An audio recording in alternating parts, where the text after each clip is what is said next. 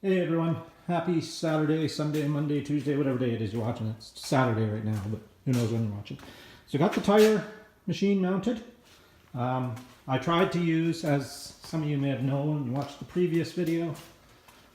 I started off using this thing and it just completely died on me. Stopped working. I was going pretty hard and it got really hot. So I think I fried something. I'm going to take it apart and see what's up with it. But anyway, I ended up going and renting a Bosch rotary hammer drill from Home Depot. I'll put a picture in somewhere here, or in the beginning or in the end, I'm not sure. You may have already seen it. Who's to say? The magic of editing. Anyway, and I drilled the holes. I drilled 4 here, so the machine can mount here. I'll stand back a bit. Right now my car is in the middle, so it can be, if I mount it either there, which it is mounted right now, or here, it can be accessed with the car in the middle. Or, you know, if one car is on one side, because normally 2 cars parked in here, whichever car is parked here, you can use the other side to do the tires. That was my theory. So using the Bosch rotary hammer drill, boom, it literally took like 3 to 4 minutes to drill down, no problem whatsoever. And instead of using bolts, I used threaded rod to just screw down into I used the drop-in anchors. Let me see, I'll show you what, in case you didn't watch the other video, I'll show you what drop-in anchors are like. If I can remember where I put them now. There they are. So this is what they're like. They drop into the hole, you drill the hole, drop these in. This is just a little plug that I put in there. You take a tool and you hammer down and it spreads out. You see where these slits are? Spreads that out and anchors it into the concrete, and then you can just screw in whatever where like this is. So rather than using bolts, I used some threaded rod because I wasn't sure what length of bolts I used, and just put washers and nuts on it, and I can take the whole thing out. If I wanted to right now, I could tack those nuts on there or weld them up on there, and I'd have the proper size bolts, which I may or may not do, I don't know. So I did use it. I didn't do a video of me using it because I didn't want to look like a fool. I've watched some videos and some people make it look really easy and some really hard. It's kind of a mix of in between.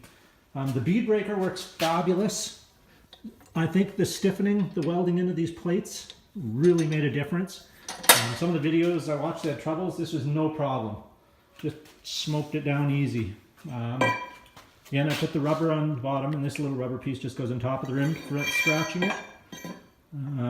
This tool, I did try to polish this up. I ground it and polished it up some so it would work a little easier, and it still didn't help. It didn't work worth a shit. I would have been better off just using tire spoons, and because I did end up just levering the tire on rather than pulling it around with that. I do have a plan for that in the future. This tire duct will mount on a pipe that slips over this to rotate around, and a pipe coming off it, and this will rest on there. Be adjustable in and out, up and down to ride around the rim of the tire without scratching it. Take the bead off, take it on, put it on, take it off. That's the plan. I also ordered one of these. This is to hold the bead down while you're taking the tire off so it doesn't just keep going back on. Didn't work so hot. I ended up going with the C-clamp, which worked better. It was just easier. Once I figured that out, it took me literally 10 minutes to get the tire off and put a new one on. Put the air in it. It worked really well. I'm very happy with it. I'll be even more happy once I make the other part. Added a bungee cord here just to hold this up for when you're moving the tire around. Works better hand-free. And I can just take this off and whatever. So yeah, it works really well. Mounted to the floor.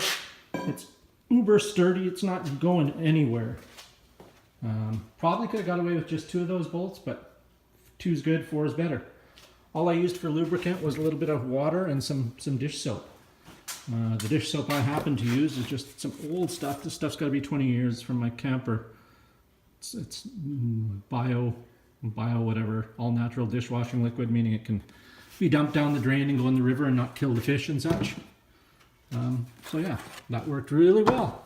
Everything went pretty smoothly. Smoothly as things can be for me. And that's about it. So I will be doing a video probably, I believe Wednesday is when I get the metal for the steel to make the arm that'll go on here, and I will do a video dismounting and mounting a tire at that time.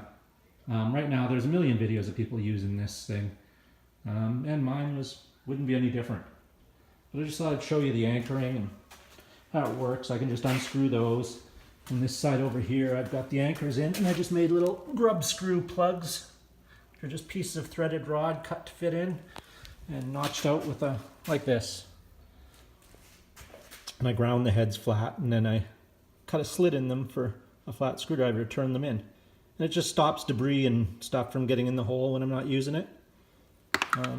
Yeah, works good. So yeah, you've either already seen the pictures of the things at the beginning of the video, or you'll see them at the end. I haven't decided where I'm going to put them.